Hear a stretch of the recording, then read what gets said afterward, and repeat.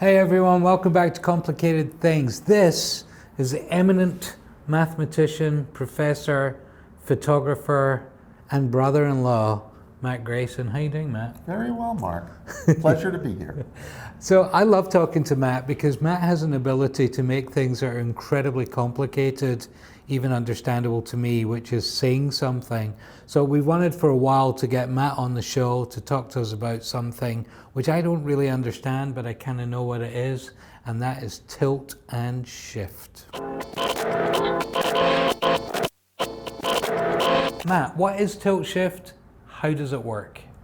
Well, tilt and shift are two different things. They're really not related, but they're both handy, and they were both necessary for old style photographers who had large, when your film or your sensor is this big, you need tilt and shift in order to do anything.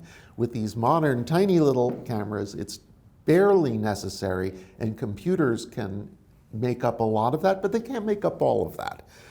So people still use these tilt shift lenses, and I could talk about what they're good for.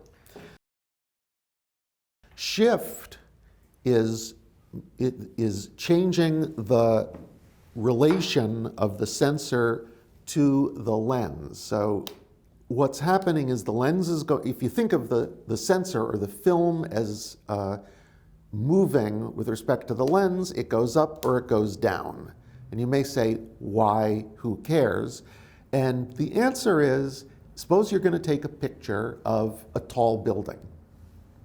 One way you can do it is you can aim the camera up at the building, and then what you'll see will, here, I'll draw.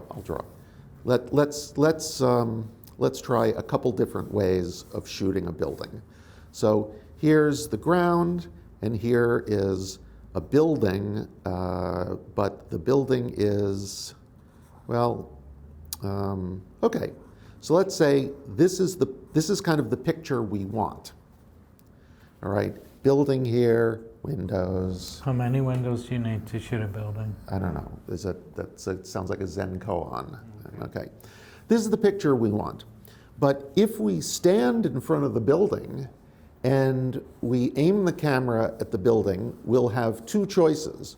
One is we're going to have the ground straight in front of us, and the building is going to go off the top of the picture. Right. And we'll have the street wherever we're standing and stuff in there. We don't want that. So what can we do to correct that? The other thing is we could just aim the camera up. And if we aim the camera up at the building, we'll get something that looks like this. So this will still be down there, but the building will look like that. Imagine you're looking up at a building. Right. Now, you can then take your computer and turn that sort of into the picture you want by you just basically tell it, okay, these lines here, I want them to be vertical, and the computer goes, at once, O wise one. But maybe you're a computer. Well, I programmed it that way. My computer is complimenting me constantly. God knows what it says when my back is turned. But it's always a thank you, master. But you lose pixels, right? All of this stuff up here. You're stretching it. You're stretching it. It's gone off the screen, and so you're losing all of those megapixels that you paid so much for. That's why you upgraded to the version 12. But can I ask you a question on this super quick? So when you were showing us this lens, is that it's going up, so why is that not just making it see less of the sensor at the bottom? Okay. In fact, actually that comes up right now. There's one other thing you could do, which is use a really wide-angle lens and get this picture here, but be further back. But it would look like this. because you've used that wide-angle And lens. the center would obviously be... And the center is in the middle. Is in the middle, right, is in the middle, and then you would just crop it. You would say, aha, all I want is that. And once again, we'd be losing pixels. And we're losing pixels. So if you think about this, now the way, I didn't draw this so perfectly. Let me draw this one again, because it's important that this horizontal line be right in the middle. And there's my little building, and I'm cutting out this section here. And what you'll notice is that this part I'm cutting out has been moved up towards the top, obviously because I don't want all the stuff down here. So I've moved that up. Now, that's great, except that I've now lost a lot of pixels. Right. But suppose that I had a lens that didn't just cover the sensor. In other words, it didn't just illuminate an area like that, but it illuminated a much bigger area. And this is an issue called lens coverage, which is something you never think about, but so here's the issue with lens coverage. Suppose I take a Canon 200mm telephoto lens, and I stick it in front of an 8x10 camera. It'll work perfectly. I'll get a nice circle on the ground glass of the camera about the size of a 35mm sensor that looks beautiful. If I take a lens designed for an 8x10 camera that's also 200mm, that's considered a wide-angle lens, and I'd put it in the same place as the Canon 200mm, and I would have a picture that covered the entire ground glass, and it would agree completely, exactly on that middle circle. They're both in the middle, they're both looking through 200mm lenses, they both see the same thing. So what a tilt-shift lens, what a shift lens has to do is cover a bigger circle than the ordinary lens, so that when you take your sensor and move it like that, it's still getting picture. So your building image is still here. It's this one here. Oh, actually, I can just use this one. But actually, what's being illuminated is much bigger. So the rest of this image is there. It's just not on your sensor. So what you do is shift the sensor so that it captures just the part of the image that you want. No pixels wasted, building looks straight, and that's how architects take pictures of buildings. They shift the sensor with respect to the lens so that everything stays straight and they get full coverage of the image. And it's not perfect. I mean, you're still seeing from the ground. So even if the thing looks rectangular, you're seeing like the undersides of windowsills. Right. And so the image will look a little strange, and the further up you go, the stranger it will look. Right. So you really do a better job if you can get the camera halfway up, right, and then the windowsills look like windowsills, and it's less. There's still a lot of what they call wide-angle distortion. When things are out near the edges of a wide-angle shot, they look distorted. And what we're doing here is essentially moving out to the edge of a wider angle shot than we think we are. So I understand that. I actually understand that. Thank you. But here's where it gets crazy for me, is when we talk about not shifting, but tilting and combining the two, and what on earth that does to the plane of the lens plus the sensor. Tilting is a completely different and very strange thing. Usually when this is being taught, they mention, and I'm just saying it because I love the guy's name, it's called the Scheimpflug principle. Scheimpflug did not invent the Scheimpflug principle. No. A guy named Carpentier, who designed the periscope for submarines, invented it, but Scheimpflug thought it was so great he told everyone about it, and everyone said, hey, that's a much cooler name, we're going to call it Scheimpflug. Anyway, Scheimpflug tells you when you tilt the lens against the sensor, where is focus? So why would you use tilt? There's a famous photograph that Ansel Adams took of Mount Williamson that is the best example of what tilt is for. And I'll just sketch the picture. We can look it up. It has two main elements. There's a mountain in the distance, and there's a big honking boulder right in the front. There's also a bunch of other boulders, and there's probably a river and some clouds and special Ansel Adams stuff. But you got a boulder down here, and it's close. I don't know how close. I mean, but this is one of the reasons he's up on top of his car, is so that the boulder doesn't look like it's right in the middle of the mountain. It's down here in the foreground, mountain in the back, and they're both in focus. That's the trick. Now, of course, if you... I can't get anything in focus. Well, I was going to say, so the modern solution is to use an iPhone. Right. If you stood on top of Ansel Adams' car with an iPhone, click, you're both done. Be in focus. Right. I'm not going to ask you why, but they would be. Right, because of the depth of field of a small sensor is much greater than the depth of field of a large sensor. And Ansel Adams was using 8x10 film, and that is about the biggest sensor you're going to come across in daily life. You're talking a sensor yay big, and this typical sensor in your camera is about yay big, and so that's a lot of extra sensor. As a result, when Ansel Adams would shoot at f8, his depth of field would be paper thin. And if he tried to get infinity in focus, it would be everything from about 2 miles out to infinity, and he certainly wouldn't get that boulder.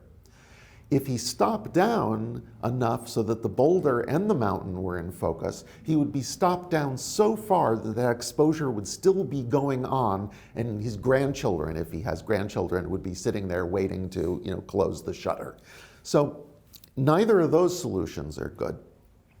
Another thing modern photographers could do is they could just take 50 images focused at different places and do what's called focus stacking, where they say, all right, this part, the front of the boulder is into, then we'll use the part where the back of the boulder is in focus, and then you go back there. And then they put it together in a computer. Ansel Adams didn't have a computer. All he had was 8x10 film. Foam stacking with 8x10 film? Yeah, so he could have taken 50 8x10, his poor car, the suspension would have broken. So here's what you do. Now, I'm going to draw a picture sideways of a camera. Now, I'm going to put the lens here, and the boulder and the mountain are over there, and the film is here. Okay? So now think what happens when I do, and of course there's a bellows here, and a guy staring in the back, and a tripod, and all of that stuff. This is the general setup. Now, what you'll notice is that the boulder goes through the lens, and it actually appears up near the top. That is, these pictures are always upside down. This is just, sorry, optics are like that. And the image from the mountain comes through the lens and goes down there at the bottom. So that's what we would love to see there on the back of the ground glass. What we want is actually this image, boulder in focus up here, mountain in focus down there. All right, that's what we would like to see. Now, how do you focus one of these big cameras? Well, on a modern camera, when you focus, the lens itself moves. Well, actually, this stupid lens isn't moving. This is a fancy internal focus. If we get one of those old-fashioned lenses, when you focus it, it's called a helical. It's a big screw, and the lens moves further away from the film when you're focusing closer. This is one of these weird things, and I don't know if you want this explanation or not, but Let's do it. Okay. When the thing you're focusing on is at infinity, all of the light rays are coming in kind of parallel, and they come and they hit the lens and they all bend.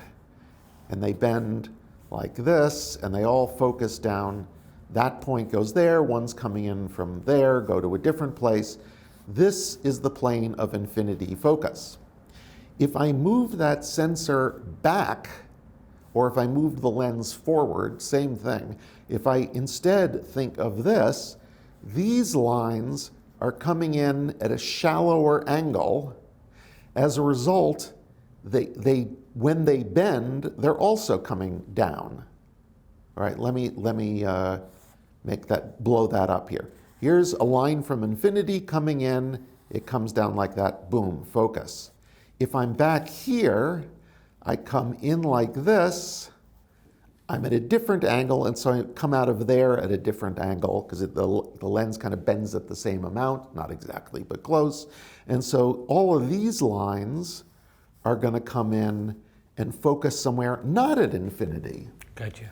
This is where, you know, Bob is standing there. Bob is going to be nice and upside down on there. So moving the film back or moving the lens forward focuses you closer. So now here we go. We have a lens. Our stuff is out there, and we have two positions for the film. This is the infinity position, and when we look at that picture, what we'll see is a nice mountain in focus and a fuzzy boulder. Right. This is the focus on the boulder position, and the picture we see from that looks like, you can guess, fuzzy mountain, sharp boulder. Right. So, and here's the miracle. If we tilt the film so that it looks like that, then we get a mix. We get a mix, and that gives us sharp mountain and sharp boulder, and we print it, and we turn it upside down, and we have a masterpiece. Wow. So that's why you tilt the sensor so that the top will be focused in one place and the bottom will be focused in another place. And of course, everything in between focuses somewhere in between. So what it gives you is not just a plane of focus, but it gives you kind of a wedge of focus. Very cool. And you use this? Is something you use in your photos? I use it when I'm out doing landscape photography with a tripod and a camera that has that capability. You know, if you try to tilt the sensor on a camera that doesn't have a, you know, kind of voids the warranty. Right. So you need to have equipment that does it. I think one of the takeaways from this for me is the skill in landscape photography. Because for me, I've always thought landscape photography is if you've got the patience and you've got the willing and and you've got the eye, you just point your camera at what But this is like now taking it to a different level of understanding of the technical skill. I will say this, in landscape photography, there's light, there's composition, and there's everything else. This is part of composition and part of everything else, but without the light, you're right, you're waiting for the light, and that is most of it. And this is so, I don't know whether you would say in portrait photography, you're not waiting, you have to make the thing happen, whereas the only landscape photographers who make the thing happen are the ones who take a nice picture of a tree and then cut down the tree later so no one can. Matt, thank you so much. It's always a pleasure to listen to your explanations. It's really hard to explain that to a layman to make sense, right? Yes, it is. It's really easy to get too technical. Right. Because the too technical shows what's true, but the reason why, that's what's hard. Okay folks, here's our live example for you. This is our camera set up with 0 tilt and shift and also focused on us. So the first thing we're going to show you is using the shift, we can keep the same frame but move up and down. It's kind of cool. Yeah. It's all part of one bigger picture. So with our regular ability to focus wide open, we can either have the microphone stand sharp, like that, which looks very nice on us. Yeah, good. I think that's a better stand. picture than before. Yeah, yeah. Or we can have the Complicated Things logo sharp in the back there. As you can see right now, our audio equipment is pin sharp.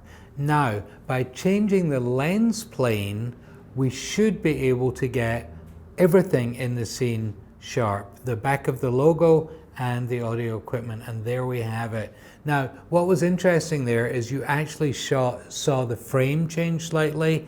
That's because our sensor plane did not move, but our lens plane did, slightly changing the angle of view. Is that right, Matt? That's right. Do I understand what you just taught me? Absolutely. Excellent. See you next time.